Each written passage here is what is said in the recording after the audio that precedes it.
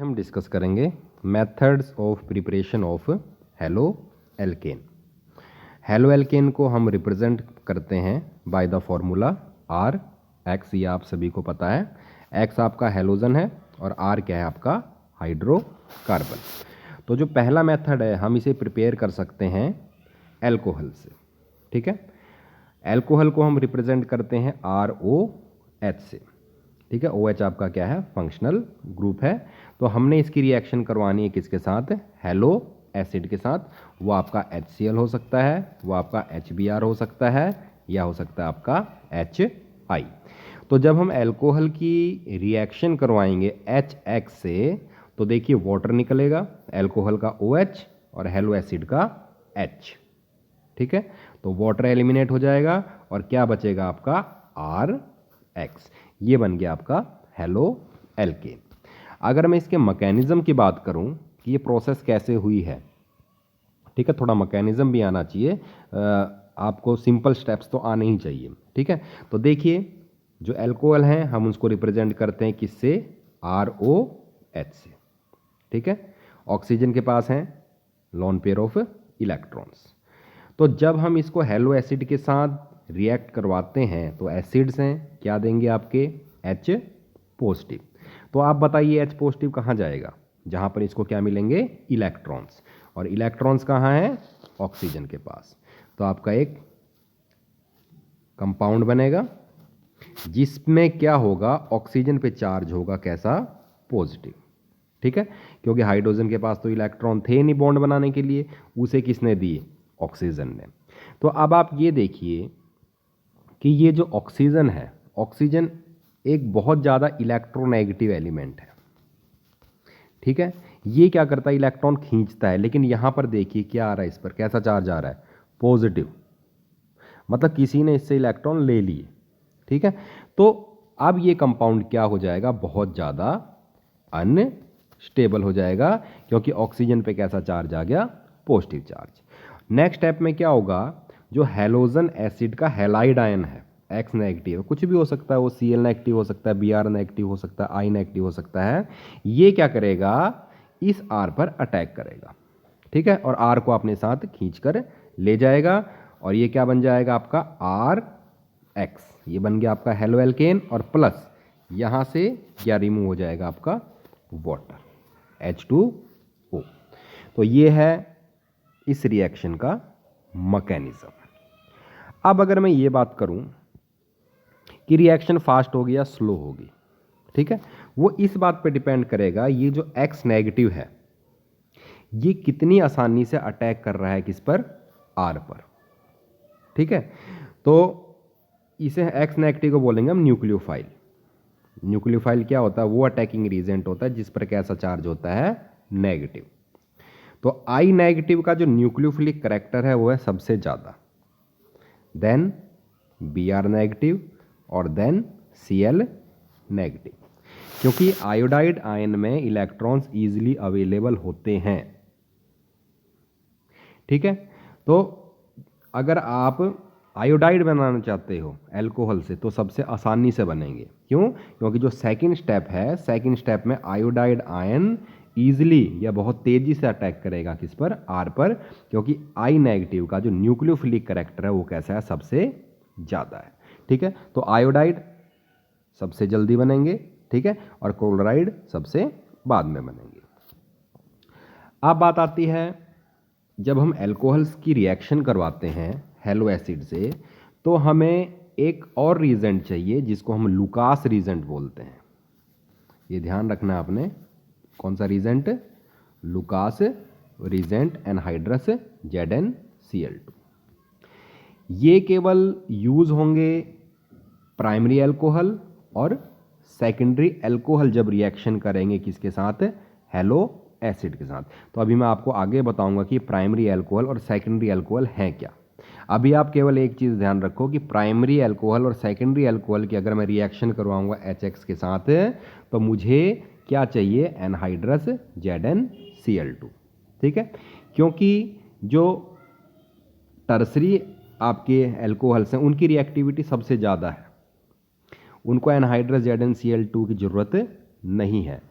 Secondary और primary की reactivity है सबसे कम, इसलिए हम सेकेंडरी और प्राइमरी में क्या डालेंगे, एनहाइड्रस ZnCl2, ताकि रिएक्शन क्या हो सके, फास्ट हो सके। ठीक है, अभी इसका फंक्शन भी बताऊंगा मैं आपको, क्या फंक्शन है इसका।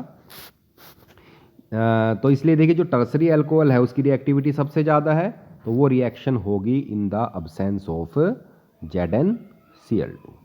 अब क्या फंक्शन है ZnCl2 का, to help in the cleavage of CO bond. ये कार्बन और ऑक्सीजन के बॉन्ड को तोड़ने में क्या करता है, मदद करता है। अब कैसे करता है, देखिए ये आपका अल्कोहल है ROH, और जो ZnCl2 है इट इज इलेक्ट्रॉन डेफिशिएंट। ठीक है, तो ये कहां अटैक करेगा, उसी तरह से कहां अटैक करेगा, जहां पर क्या मिलेंगे इसको, इलेक्ट्रॉन, और ये यहां इस ऑक्सीजन पे जुड़ जाएगा ZnCl2, और क्या कर देगा, ये जो बॉन्ड है ना बीच का, इसको क्या कर देगा, वीक कर देगा। ठीक है, इससे ये बॉन्ड वीक हो जाएगा, फिर ये आसानी से टूट जाएगा, और आसानी से टूट जाएगा तो फिर आपका क्या बन जाएगा, RX। ओके, तो आपने ये ध्यान रखना है कि जो ZnCl2 हम डाल रहे हैं, किस लिए डाल रहे हैं, ताकि बॉन्ड क्या हो सके, टूट सके। अब आप देखिए, यहां पर ये प्राइमरी अल्कोहल है, ये सेकेंडरी है, और ये टर्सरी है। प्राइमरी अल्कोहल हम किसे कहेंगे, जिस कार्बन पे OH ग्रुप जुड़ा हुआ है वो आगे अगर एक ही कार्बन से जुड़ा हुआ है तो वो कैसा होगा, प्राइमरी। इसमें आप एनहाइड्रस ZnCl2 यूज करोगे। ओके, तो यहां पर देखिए उसी तरह से वाटर निकल जाएगा और क्या बन जाएगा आपका, क्लोरोइथेन। सेकेंडरी की अगर मैं बात करूं, जिस कार्बन पे OH ग्रुप जुड़ा हुआ है वो आगे कितने कार्बन से जुड़ा हुआ है, देखिए 2 कार्बन से। ठीक है, तो ये सेकेंडरी हुआ, तो उसी तरह से HCl के साथ अगर मैं रिएक्शन करूंगा तो क्या बनेगा मेरा, OH की जगह क्या लग जाएगा, Cl, ये है आपका आइसोप्रोपाइल क्लोराइड। ये जो ग्रुप है ये है आपका आइसोप्रोपाइल, ये हमने नोमेनक्लेचर में अच्छी तरह से पढ़ रखा है। उसी तरह से जो टर्सरी अल्कोहल है, देखिए आप इसको, ये टर्सरी है, जिस कार्बन पे OH ग्रुप जुड़ा हुआ है वो आगे कितने कार्बन से जुड़ा हुआ है, 3 से। ठीक है, उसी तरह से अगर मैं हेलो एसिड के साथ, हाइड्रोक्लोरिक एसिड के साथ रिएक्शन कराऊंगा तो यहां पर देखिए क्या दिया हुआ है, रूम टेम्परेचर। यहां पर मुझे एनहाइड्रस ZnCl2 लेने की जरूरत नहीं है, क्योंकि जो टर्सरी अल्कोहल है उसकी रिएक्टिविटी कैसी है, बहुत ज़्यादा है। तो यहां पर OH की जगह देखिए कौन सा ग्रुप आ गया, Cl, और प्लस क्या बन गया आपका, वाटर। उसी तरह से जो ऑर्डर ऑफ रिएक्टिविटी किसकी है सबसे ज़्यादा, HI की, फिर HBr की, और फिर HCl की। ये मैंने अभी आपको बताया था थोड़ी देर पहले, क्योंकि जो I नेगेटिव है इसका जो न्यूक्लियोफिलिक करेक्टर है, एज न्यूक्लियोफाइल काम करने की तरह, अटैक करने की तरह क्या है, ज़्यादा है। ठीक है, इसका न्यूक्लिक करेक्टर ज़्यादा है, न्यूक्लियोफिलिक करेक्टर, तो इसकी रिएक्टिविटी भी ज़्यादा होगी। तो ये एक एक नंबर के क्वेश्चन आ जाते हैं कभी कभी। उसके बाद जो नेक्स्ट मेथड है वो है आपका फ्रॉम फॉस्फोरस हैलाइड। ठीक है, फॉस्फोरस के यहाँ पर 2 हैलाइड लेंगे हम, फॉस्फोरस पेंटाक्लोराइड और फॉस्फोरस ट्राईक्लोराइड। तो उसी तरह से हम ये जो मेथड कर रहे हैं वो फ्रॉम एल्कोहल कर रहे हैं, तो एल्कोहल का क्या फार्मूला होगा आपका, ROH प्लस PCl5। तो यदि मैं आपको बताऊं कि आप इन्हें याद कैसे रखना है, देखिए एल्कोहल का फॉर्मूला क्या है आपका, ROH। ठीक है, और PCl5 के साथ रिएक्शन है।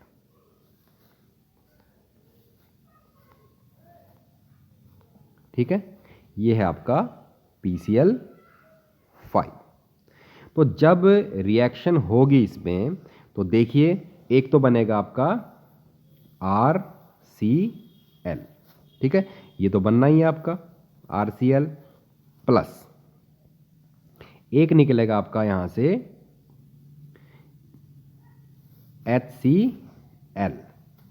ठीक है, और प्लस रह क्या गया, देखिए एक P रह गया, एक O रह गया, और 3 क्या रह गया आपके, chloride, plus POCl3 phosphoryl chloride.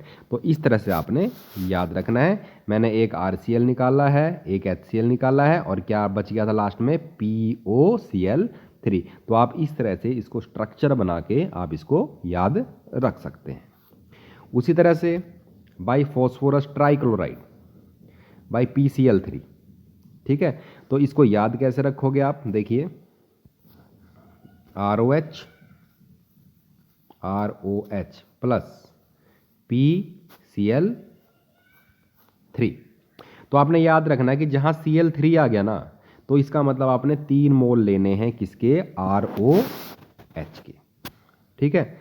तो हमने बनाना क्या है प्रोडक्ट, RCl, हेलो एल्केन बनाना है, तो 3 R या ये यूज हो गए और 3 Cl3 ये यूज हो गए।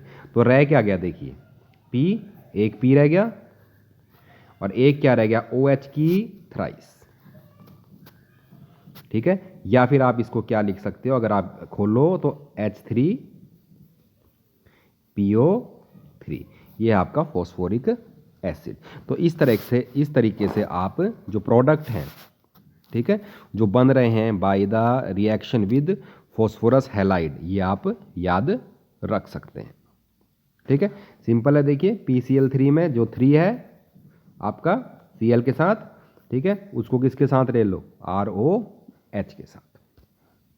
उसी तरह से जो नेक्स्ट मेथड है बाई थायोनाइल क्लोराइड, ये सबसे बेस्ट मेथड है जिससे हम क्या कर सकते हैं, हेलो एल्केन को प्रिपेयर कर सकते हैं। क्यों, क्योंकि इसमें देखिए बनता है RCl बन गया एक, अगर आप देखें, प्लस SO2 बना है, और प्लस क्या बना है आपका HCl।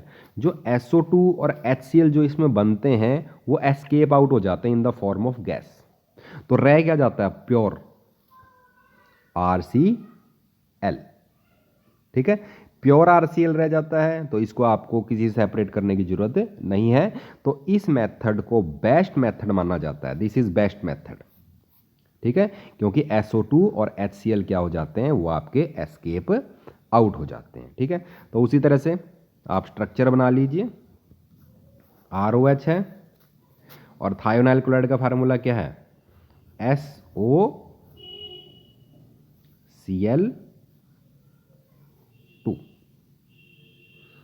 ओके। तो उसी तरह से क्या बनेगा, देखिए ऐसे आप याद रखिए, एक तो बन गया आपका RCl, इसी तरीके से लिखिए आप जैसे मैंने लिखा है, प्लस एक क्या बन गया आपका SO2, और प्लस रह क्या गया आपका HCl। तो इजी मेथड है, 2-4 बार आप प्रैक्टिस करोगे तो आपको याद हो जाएंगे। उसके बाद जो नेक्स्ट मेथड है, ये भी बहुत ही इंपॉर्टेंट मेथड है, फ्रॉम एल्कीन। एल्कीन वो हाइड्रोकार्बन है जिसमें कार्बन कार्बन डबल बॉन्ड होते हैं, ठीक है। तो जब हम हेलो एसिड के साथ एल्कीन की रिएक्शन करवाते हैं तो हमें मिलते हैं आपके हेलो एल्केन, ठीक है। और जो रूल लगेगा वो कौन सा रूल लगेगा आपका, मार्कोनिकोव्स रूल। ये हमने +1 में पढ़ा हुआ है। तो according to Markovnikov's rule, positive part of attacking reagent, जो हम एल्कीन के साथ ले रहे हैं उसका positive part goes to the double bonded carbon. कहां जाएगा, उस डबल बॉन्डेड कार्बन के पास जाएगा जिसके पास more number of hydrogen atoms, जिसके पास ज्यादा हाइड्रोजन एटम है। और नेगेटिव पार्ट उस डबल बॉन्डेड कार्बन के साथ जाएगा जिसके पास लेस हाइड्रोजन एटम है। तो अभी हम इसको एक एग्जांपल से करते हैं, देखिए डिस्कस। यहां पर आप देखिए प्रोपीन है, फॉर्मूला आप सभी को पता है, CH3 CH double bond CH2। HBr के साथ मैं रिएक्शन कर रहा हूं। एल्कीन हमेशा ही कौन सी रिएक्शन देते हैं, एडिशन रिएक्शन, ठीक है। सब्स्टिट्यूशन रिएक्शन बहुत कम देते हैं अंडर स्पेसिफिक कंडीशंस। तो जब एडिशन होगी HBr की, अब आपने HBr की एडिशन करनी है एल्कीन में, रूल लगेगा कौन सा, मार्कोनिकोव्स रूल। तो HBr में बताइए पॉजिटिव पार्ट कौन सा है, हाइड्रोजन वाला पार्ट आपको पता है पॉजिटिव है, और ब्रोमीन वाला पार्ट कैसा है, नेगेटिव है। तो पॉजिटिव पार्ट उस डबल बॉन्डेड कार्बन पर जाएगा। डबल बॉन्डेड कार्बन कौन से हैं, ये दो हैं, ठीक है, जिसके पास ज्यादा हाइड्रोजन है, पॉजिटिव वाला पार्ट। हाइड्रोजन तो कहां जाएगा, इस कार्बन पे जाएगा। क्यों, क्योंकि इस कार्बन पे 2 हाइड्रोजन है, ठीक है। और जो नेगेटिव पार्ट है वो इस कार्बन पे जाएगा क्योंकि इस पर केवल एक हाइड्रोजन है, ठीक है। तो देखिए प्रोडक्ट बन जाएगा आपका CH3CH, Br इस पर लगेगा क्योंकि इस पर एक हाइड्रोजन है, और जो दूसरा CH2 है ये किस में कन्वर्ट हो जाएगा आपका CH3 में। बहुत ही इजी है, ठीक है, और बहुत ही इम्पोर्टेंट भी है। एग्जाम में ये रिएक्शन जरूर आती है। अब अगर पेरोक्साइड प्रेजेंट है, क्या प्रेजेंट है? पेरोक्साइड। पेरोक्साइड प्रेजेंट है तो रूल लगेगा एंटी मार्कोनी कोर्स। जो हमने अभी पहले करा था कि जो पॉजिटिव पार्ट है वो तो कहाँ जाएगा? जिस पर क्या है? More hydrogen. और नेगेटिव पार्ट कहाँ जाएगा? जिस पर क्या है? Less hydrogen. अब इसका उल्टा हो जाएगा। अब नेगेटिव पार्ट किस पर जाएगा? जिस पर ज़्यादा हाइड्रोजन है, और पॉजिटिव पार्ट किस पर जाएगा? जिस पर लेस हाइड्रोजन है। ये कब होगा? जब क्या प्रेजेंट है? अगर बीच में क्या लिखा हुआ है? पर ऑक्साइड। लेकिन ये जो पर ऑक्साइड वाला केस है ना, ये भी चीज़ आपने ध्यान रखनी है, केवल कब होगा? जब हम हाइड्रोजन ब्रोमाइड को यूज़ करेंगे। हाइड्रोजन क्लोराइड और हाइड्रोजन आयोडाइड, इनमें ये एंटी मार्कोनी कोज रूल नहीं लगेगा, क्योंकि जो HBr के केस में जो इस रिएक्शन का मैकेनिज्म आता है, ये 2 स्टेप में होता है इसका मैकेनिज्म। जो एडिशन होती है HBr की एल्कीन में, तो दोनों ही स्टेप एक्सोथर्मिक होते हैं, एनर्जी बहुत निकलती है, ठीक है, और प्रोडक्ट भी आपका बन जाता है। तो ये ध्यान रखना है, जो पेरोक्साइड इफेक्ट है ये किस केस में लगेगा? केवल HBr के केस में। तो यहाँ पर आप एग्जांपल देखिए, CH3CH डबल बॉन्ड CH2, ये प्रोपीन हो गया, प्लस HBr, बीच में पेरोक्साइड है। अब पॉजिटिव पार्ट किस पर जाएगा? जहाँ पर कम हाइड्रोजन है, डबल बॉन्डेड कार्बन, ठीक है। और नेगेटिव पार्ट कहाँ जाएगा? जहाँ पर ज़्यादा हाइड्रोजन है। तो ये आपका CH2 हो जाएगा CH की जगह, और CH2 के साथ क्या लग जाएगा? आपका Br, ठीक है। एक यहाँ पर एग्जाम्पल है, इसमें देखिए आपका ये आपका साइक्लोहेक्सीन है, ठीक है। साइक्लिक कंपाउंड है, 6 कार्बन है तो साइक्लो, और एक डबल बॉन्ड है तो इन, ठीक है। और साइक्लिक कंपाउंड है तो साइक्लोहेक्सीन। अगर मैं इसमें HI की एडिशन करूंगा तो ये एल्कीन है, HI है, एडिशन हो जाएगी तो क्या हो जाएगा आपका? जो एक हाइड्रोजन कहाँ लगेगा? एक डबल बॉन्डेड कार्बन पे, और दूसरा आयोडीन दूसरे डबल बॉन्डेड कार्बन पे, और डबल का क्या हो जाएगा? सिंगल, और ये बन जाएगा आपका 1 आयोडो साइक्लोहेक्सेन। उसी तरह से दूसरा एग्जांपल भी देख लीजिए आप, यहाँ पर पेरोक्साइड इफेक्ट है, ठीक है, तो उल्टा लगेगा, मार्कोनी का उल्टा एंटी मार्कोनी। पॉजिटिव पार्ट कहाँ जाएगा? उस डबल बॉन्डेड कार्बन पे जिस पर कम हाइड्रोजन है, इस कार्बन पे, और Br कहाँ जाएगा? इस CH2 पर। तो इस तरह से आपके ये प्रोडक्ट बन जाएंगे, या फिर कह सकते हो हेलो एल्केन बन जाएंगे। जो नेक्स्ट मेथड है वो है by the addition of halogens, ठीक है। हेलोजन आपका X2 टू एल्कीन। तो अभी मैंने आपको बताया था कि जो एल्कीन है वो कौन सी रिएक्शन देंगे? आपकी एडिशन रिएक्शन, ठीक है। तो Br2 ब्रोमीन, ब्रोमीन के साथ जब हम रिएक्ट करवाएंगे in the presence of CCl4 carbon tetra chloride, ये नॉन पोलर रीजेंट है, ठीक है। और जो आपके रिएक्टेंट हैं ये भी कैसे हैं? नॉन पोलर हैं। तो आपस में रिएक्शन करने के लिए पहले हमें क्या करना पड़ता है? हमारा जो रिएक्टेंट है उनको डिसोल्व करना पड़ता है। तो अगर हमारे अगर नॉन पोलर हैं तो रिएजेंट भी हमको क्या लेने पड़ेंगे? Non polar. तो यहाँ पर देखिए एडिशन हो जाएगी, 2 ब्रोमीन जुड़ गए हैं, एक ब्रोमीन एक कार्बन पे और दूसरा ब्रोमीन दूसरे कार्बन पे, और डबल का क्या हो जाएगा? सिंगल। एडिशन हमेशा ही होगी कहाँ पर? डबल बॉन्ड पर। इस रिएक्शन का यूज़ हम कर सकते हैं टू चेक अनसैचुरेशन, कि जो आपका कंपाउंड है उसमें डबल या ट्रिपल बॉन्ड है या नहीं है। अगर आपके कंपाउंड में डबल और ट्रिपल बॉन्ड हैं, या फिर आप कह सकते हो अगर वो एल्कीन है या फिर क्या है? एल्काइन है, तो जब मैं उसमें Br2 ऐड करूंगा, Br2 का कलर क्या है? Reddish brown. तो ये ऐड हो जाएगा इसमें, और एक क्या देगा, कलरलेस कंपाउंड। कहने का मतलब ये है कि जो रेडिश ब्राउन कलर है वो क्या हो जाएगा, ख़त्म हो जाएगा। और अगर रेडिश ब्राउन कलर ख़त्म हो गया तो इसका मतलब आपकी ब्रोमीन की एडिशन हो चुकी है। और अगर ब्रोमीन की एडिशन हुई है तो आपके कंपाउंड में या तो सिंगल बॉन्ड है, सॉरी, या तो डबल बॉन्ड है, या फिर कौन से बॉन्ड है, ट्रिपल बॉन्ड है। लेकिन अगर आपका जो रेडिश ब्राउन कलर है, एल्केन में ब्रोमीन मिलाने पर कलर अगर ऐसे का ऐसा रहता है तो इसका मतलब ब्रोमीन की एडिशन नहीं हुई है एल्केन में, ठीक है, क्योंकि एडिशन तभी होगी जब डबल या ट्रिपल बॉन्ड प्रेजेंट है। तो कलर ऐसे का ऐसा ही रहेगा, कलर चेंज नहीं होगा। अगर कलर चेंज नहीं होगा तो इसका मतलब आपका जो कंपाउंड है उसमें सभी कैसे बॉन्ड हैं, सिंगल बॉन्ड है। उसके बाद जो नेक्स्ट मेथड है फ्रॉम एल्केन। एल्केन आपको पता ही है, हाइड्रोकार्बन्स जिसमें कैसे बॉन्ड प्रेजेंट है, सिंगल बॉन्ड प्रेजेंट है। तो इसमें इसका जो मैकेनिज्म है वो है फ्री रेडिकल मैकेनिज्म। इसमें फ्री रेडिकल्स बनते हैं, ठीक है। फ्री रेडिकल क्या होता है, किसी भी एटम के ऊपर अनपेड इलेक्ट्रॉन, सिंगल इलेक्ट्रॉन, उसको हम बोलेंगे फ्री रेडिकल। और जो फ्री रेडिकल की जो स्टेबिलिटी है, टर्सरी फ्री रेडिकल सबसे ज़्यादा स्टेबल होते हैं, फिर सेकेंडरी और फिर प्राइमरी, ठीक है। ये चीज़ आपने ध्यान रखनी है अगर आप इस टॉपिक को करते हैं।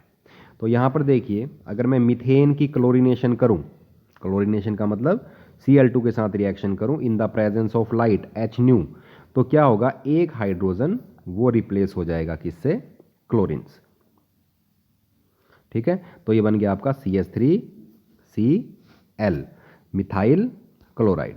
अगर इसको मैं आगे भी ऐसे ही रखता रहूं, रिएक्ट करवाता रहूं, तो दूसरा हाइड्रोजन भी रिप्लेस हो जाएगा, फिर तीसरा, फिर लास्ट में चौथा, और जो लास्ट में जो प्रोडक्ट बनेगा वो बनेगा आपका CCl4, जब चारों के चारों हाइड्रोजन किससे रिप्लेस हो जाएंगे, क्लोरीन से।